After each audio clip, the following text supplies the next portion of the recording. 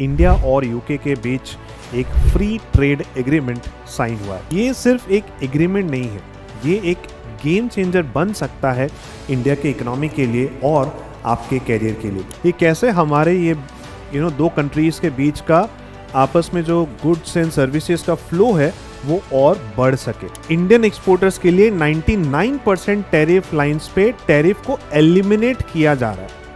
इसका मतलब क्या होता है? Hello everyone, welcome to PW Skills Finance, your one-stop destination for upskilling in finance, जहां हम कैरियर ग्रोथ के साथ साथ दुनिया के इकोनॉमिक ट्रेंड्स को भी डिकोड करते हैं इन सिंपल टर्म्स। तो आज हम बात करेंगे एक इम्पॉर्टेंट एग्रीमेंट के बारे में। आपने ऑलरेडी सुना होगा, इंडिया और यूके के बीच एक फ्री ट्रेड एग्रीमेंट साइन हुआ है, राइट? ये सिर्फ एक एग्रीमेंट नहीं है, ये एक गेम चेंजर बन सकता है इंडिया के इकोनॉमी के लिए और आपके कैरियर के लिए भी। सो आइए समझते हैं ये एफटीए क्या है। पर इस एफटीए में क्या चीज़ें हुई हैं, राइट? किन चीज़ों पर एग्रीमेंट हुआ है, उस पर जाने से पहले ये समझ लेते हैं कि एफटीए का मतलब क्या होता है। Okay, so FTA stands for free trade agreement. Okay, दो देशों के बीच में जो ट्रेड हो रहा है उसको और फ्री बनाना। इसका मतलब जैसे कि यूके और इंडिया, इनके बीच में ऑलरेडी प्रोडक्ट्स का इंपोर्ट एक्सपोर्ट होता है, राइट? पर इस इंपोर्ट एक्सपोर्ट में कुछ बैरियर्स होते हैं, कुछ बाधाएं होती हैं, ओके, कुछ हर्डल्स होते हैं। इनको कम करने की कोशिश की जाती है या फिर बिल्कुल हटा देने की कोशिश की जाती है इन अ फ्री ट्रेड एग्रीमेंट। ये कैसे हमारे ये दो कंट्रीज के बीच का आपस में जो गुड्स एंड सर्विसेज का फ्लो है वो और बढ़ सके। ओके, हमारे दो कंट्रीज के बीच का जो ट्रेड है वो कैसे बढ़ सके। ये जो बैरियर की मैं बात कर रहा हूं, ये बैरियर क्या होता है? ये बैरियर होता है यूजुअली टैरिफ्स। ओके, क्या आप टैरिफ का कॉन्सेप्ट जानते हैं? टैरिफ का मतलब क्या है? टैरिफ एक तरह का टैक्स है, ड्यूटीज जिसको हम बोलते हैं, जो गवर्नमेंट लगाती है इंपोर्टेड गुड्स पे। फॉर एग्जांपल, अगर यूके से विस्की इंडिया में अगर आती है तो इंडियन गवर्नमेंट उस पे करीब 150% तक का टैक्स लेती है। मतलब कोई चीज़ वहाँ पर अगर 100 पाउंड्स की है तो वो इंडिया में आते आते 250 की तो वैसे ही हो जाती है, राइट?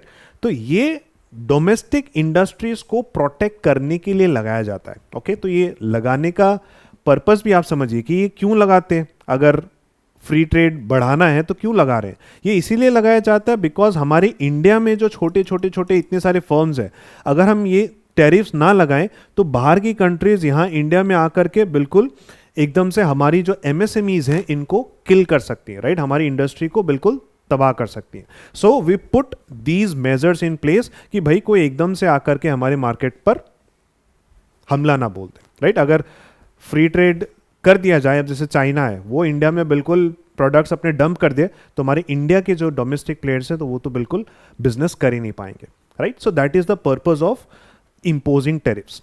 पर आज हम ये समझेंगे कि ये जो फ्री ट्रेड एग्रीमेंट इसके बीच में साइन हुआ है यूके और इंडिया के बीच में, तो उससे क्या चीज़ें हटाई गई है, क्या चीज़ें स्टिल रखी गई हैं और उससे क्या फ़ायदा होने वाला है यूके को भी और इंडिया को भी। ओके, आप इसकी इंपॉर्टेंस समझिए कि ये जो एफटीए हुआ है ये इंडिया कई सालों से कोशिश कर रहा था।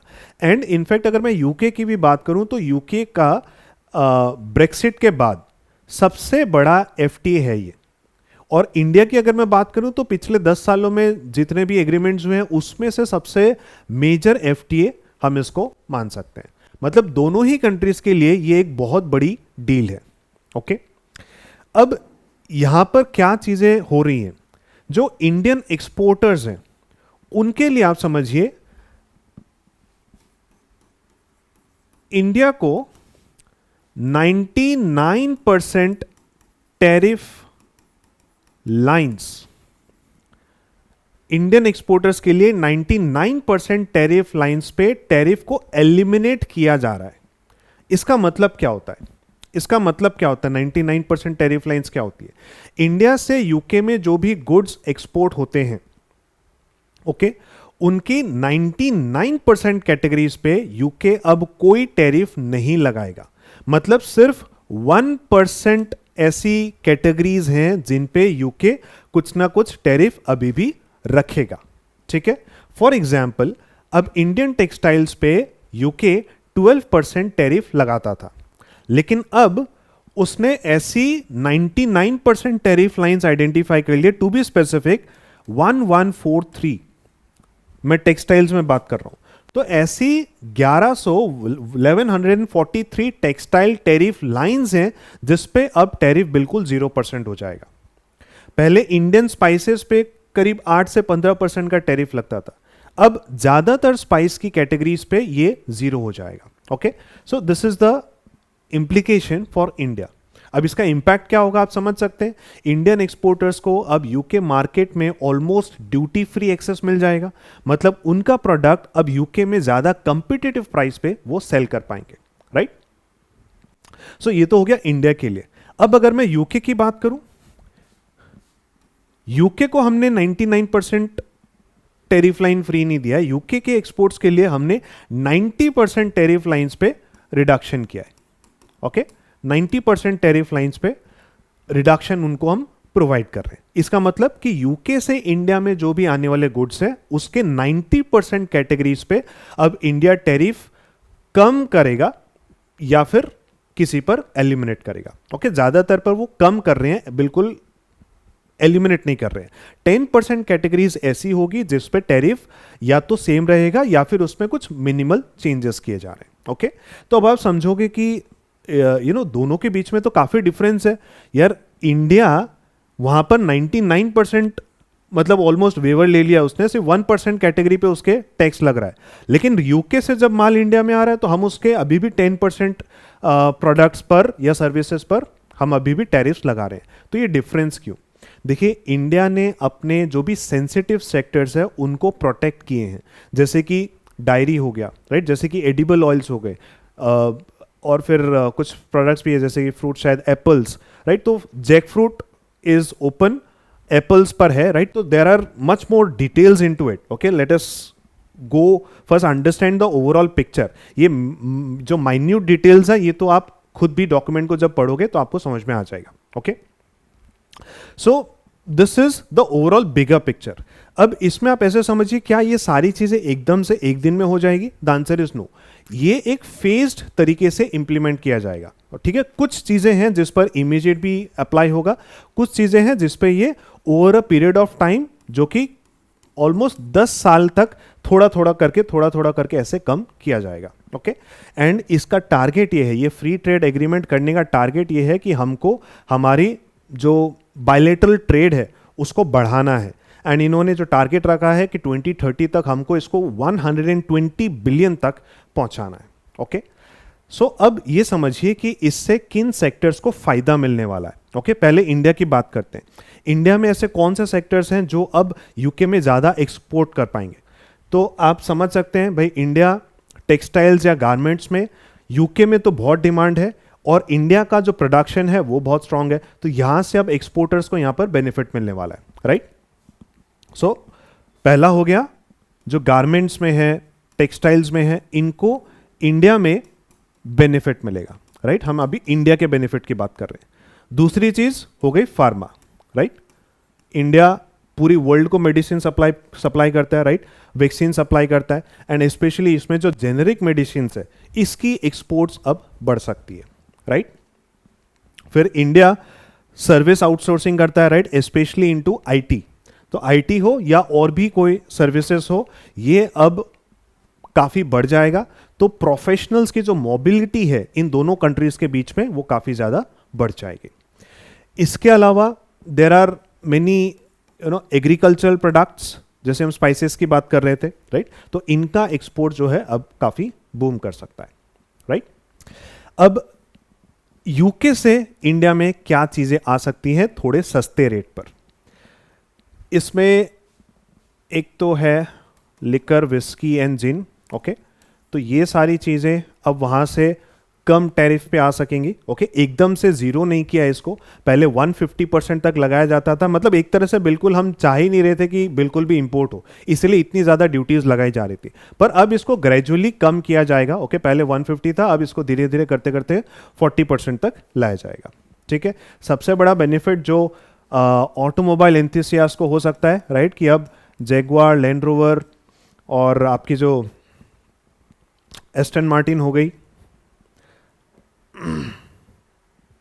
मिनी कूपर है, राइट, इन पर अब काफ़ी ज़्यादा बेनिफिट आपको देखने को मिलेगा। पहले करीब 110% का टैरिफ लगता था, अब इसको कम करते करते बिल्कुल 10% पर ला दिया जाएगा। इसका मतलब अब जो गाड़ियां हैं जो यूके से अगर आ रही हैं तो वो सस्ती हो सकती हैं। ओके, पर ये ऑफकोर्स फेज्ड मैनर में होगा। विस्की इंजन मैंने बता दिया 150% से 40% तो होगा ऑन अ ग्रेजुअल बेसिस। फिर इसके अलावा और क्या चीज़ें बाहर से आ सकती है, अब जैसे London is a hub for financial services, right, तो वो एक्सपर्टीज अब इंडिया की इंस्टीट्यूशंस भी एक्सेस कर पाएंगी, राइट। फिर इसके अलावा कुछ एरोस्पेस प्रोडक्ट्स हैं, right, and there are a few, in fact many more things, अगर आप पूरी डिटेल्स में जाते हो, but let us understand the overall picture. ठीक है, तो ये तो हमको फायदा दिख रहा है। क्या सिर्फ फायदा ही होता है क्या एक फ्री ट्रेड एग्रीमेंट की वजह से? देखिए, हर अपॉर्चुनिटी के साथ साथ कुछ चैलेंजेस भी होते हैं। सो अगर हमको अपॉर्चुनिटी मिल रही है, हमको बाहर के मार्केट में जाने का मौका मिल रहा है, तो उससे कुछ हमारा भी डिमेरिट भी हो सकता है, इन द फॉर्म कि बाहर वाले को भी हमको इंडिया के मार्केट का एक्सेस देना पड़ेगा। तो अभी क्या रिस्क आ रहे हैं निकलकर from this particular FTA? So India के लिए जो मेनली रिस्क है वो यही है कि हमारे जो डोमेस्टिक बिजनेस है इनको हमको प्रोटेक्ट करना है। जिन सेक्टर्स में इंपोर्ट ड्यूटीज अब कम हो गई है वहां पे लोकल इंडस्ट्री पे प्रेशर बनेगा, राइट, जैसे कि ऑटोमोबाइल्स हो गया, जैसे कि लिकर हो गया। तो यहां पे अब डोमेस्टिक ब्रांड्स के लिए ये टफ हो जाएगा कि वो अपनी प्रेजेंस बनाए रखे, राइट। हो सकता है इनका मार्केट शेयर हमको घटता हुआ दिखे।